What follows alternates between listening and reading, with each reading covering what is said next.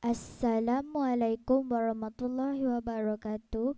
Saya Putri Nur Aisyah binti Nazri dari kelas 2B1.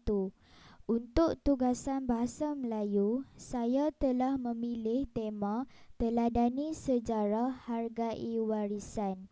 Tajuknya ialah Kepelbagaian Tempat Bersejarah di Malaysia.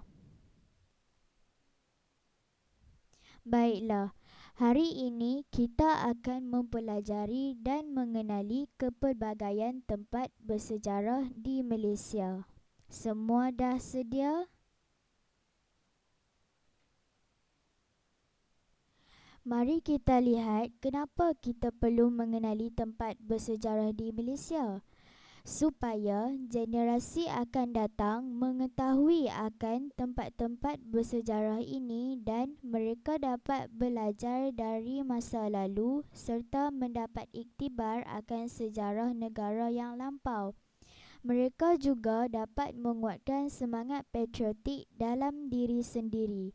Sekarang, mari kita lihat beberapa tempat bersejarah di Malaysia yang terkenal dan menjadi tarikan pelancong dalam dan luar negeri.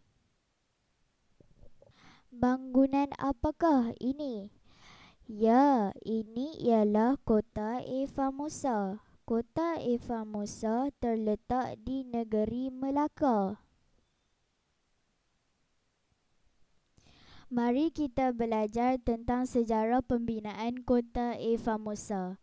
Kota Formosa dibina sebaik sahaja Portugis berjaya menawan Melaka pada tahun 1511. Ia membawa makna yang termasyur.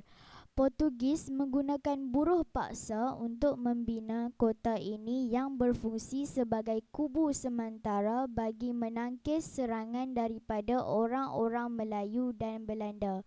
Pembinaan kota Formosa dibina atas arahan Alfonso di Albuquerque. Wah, istana apakah ini?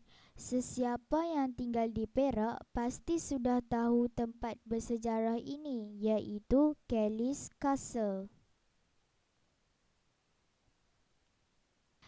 Kellis Castle diibaratkan seperti Taj Mahal kerana dibina atas lambang cinta William Kelly Smith kepada isterinya. Ia dibina pada tahun 1915. Seramai 70 orang tukang dibawa khas dari Madras, India.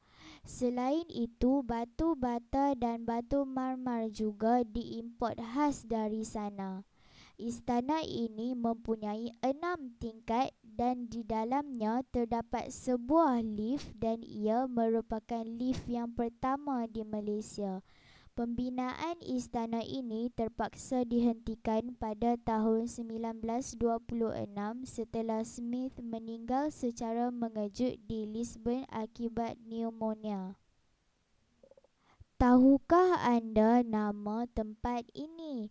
Ya, nama tempat ini ialah Candi Lembah Bujang. Candi Lembah Bujang terletak di Kedah. Ia merupakan satu seni binaan manusia yang paling tertua di Asia Tenggara.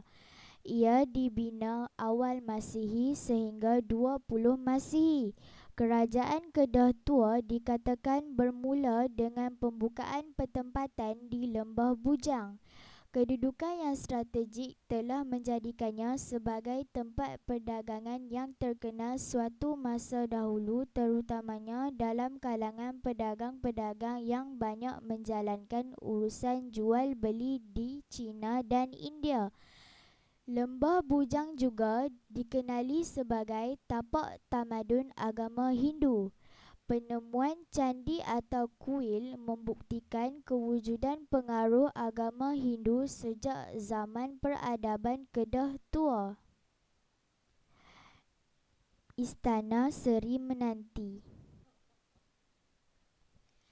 Istana ini terletak di Kuala Pilah Negeri Sembilan.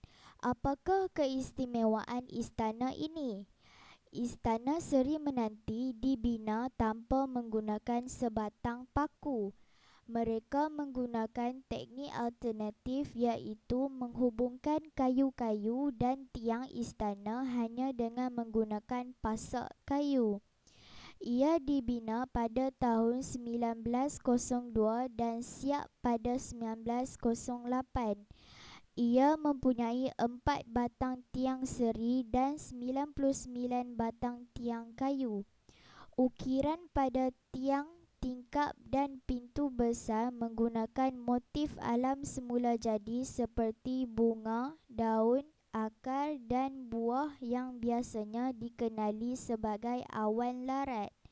Seni bina dipengaruhi dengan ciri-ciri budaya seni Minangkabau dari Indonesia. Kesimpulannya, di negara ini kita patut berbangga kerana terdapat pelbagai tempat bersejarah yang masih kukuh dan mempunyai cerita tersendiri hingga menarik perhatian pelancong tempatan dan asing untuk melawatnya. Tempat warisan ini juga mempunyai elemen pendidikan yang boleh diketengahkan kepada generasi baru supaya budaya sesuatu negara itu berada di jiwa dan hati golongan muda.